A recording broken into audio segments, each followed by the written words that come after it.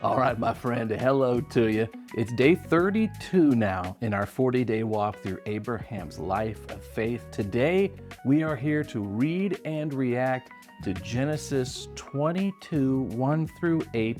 It's the opening moments of a story in which God makes a shocking request that presents Abraham with an infamous dilemma.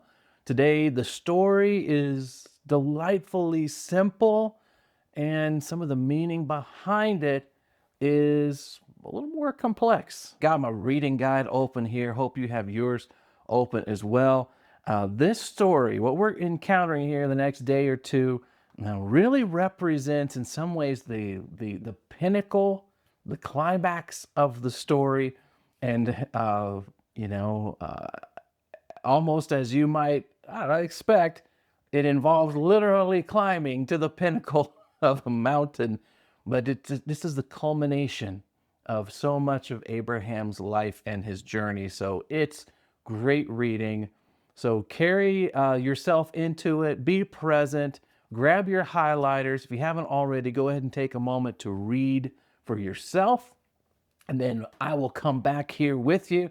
I'll share my green, yellows, and reds as well. But for right now, hit pause here on the video and give yourself a few minutes to read.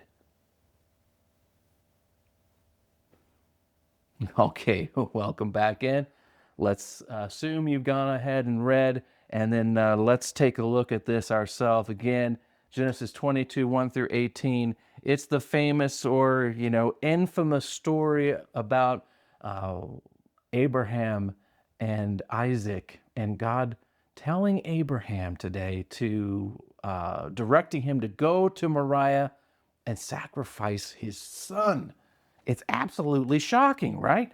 And so it's easy today to grab the red highlighter, which is what I'm doing right here. Grab it, and of course, this moment right here, this is the red highlight moment, perhaps the reddest moment to highlight so far in our adventure together. This is God coming to Abraham and saying, take your son, your only son, yes, Isaac, whom you love so much, and go to the land of Moriah. Go sacrifice him as a burnt offering on one of the mountains which I will show you. I mean, what is happening?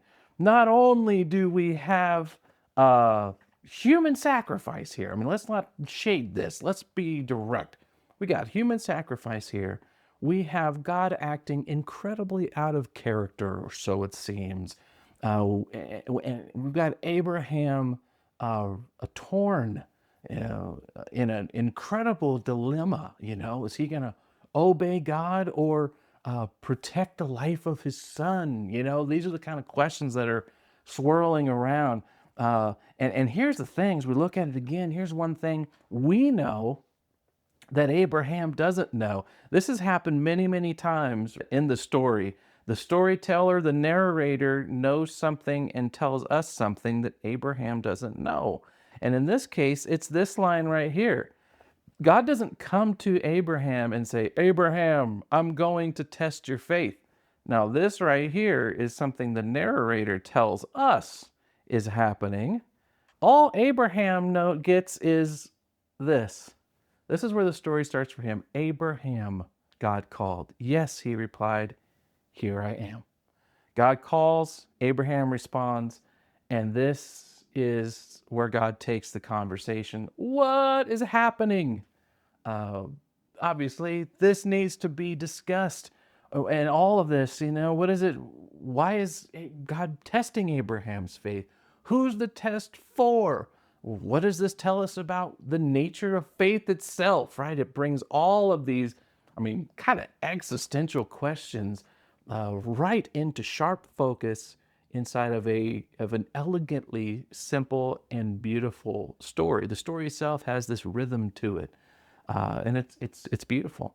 But what it says is shocking. Here's a shocking moment, perhaps the most shocking of Abraham's life so far, which is part of what makes it the pinnacle of the story. Now, if I'm going for my yellows here, My yellow moment comes right here. This means it's something that's got me puzzled, and I want to think more about.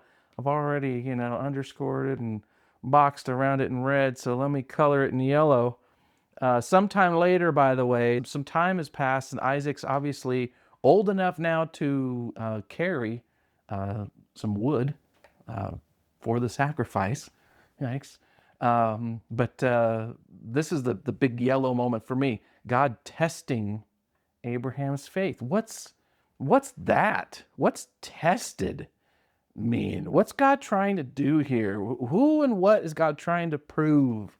These are the things to ponder. And when it comes to faith, I mean, I know this is an incredibly delicate conversation. I mean, you're here in day 32 of this thing because you care about your own life of faith, your own friendship relationship with God, and it's most likely a core topic for you and a hot topic for you.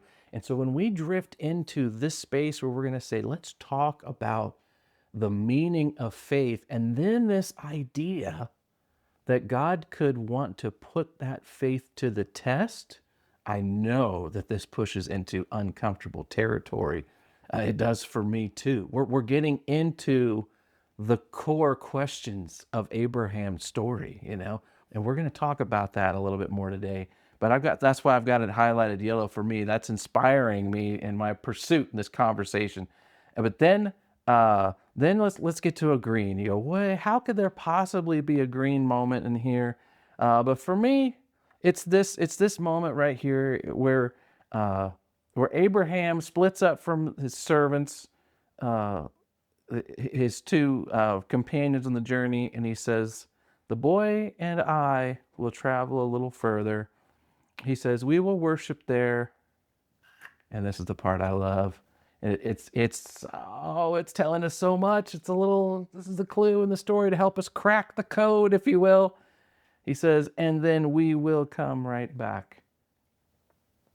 And this is Abraham. He's saying, we. First of all, this little word is a big deal. We will come right back. He is convinced that he and Isaac are going up that Mount Moriah, and he and Isaac will be coming back down together, and they will all be going home together. And this is not, I really don't believe this is posturing on Abraham's part, and I have a reason for that. We're going to see that tomorrow. We've got a great way to get inside of Abraham's head at this moment that you're going to love. It's coming tomorrow. I split the story apart like this into two little episodes because I wanted to make sure we had a chance to talk about this whole dilemma that Abraham faces, right? Not go for the quick solve, but kind of sit in the tension for a moment. And here it is, right? Then for me, this is the green moment. This is the hopeful moment, the promising moment, where Abraham is able to express I don't think this is a posturing, false faith over fear, kind of shallow faith.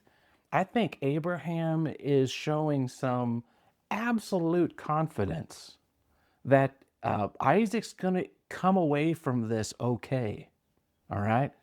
In the face of one of God's most unbelievably wild, uncharacteristic, disturbing requests.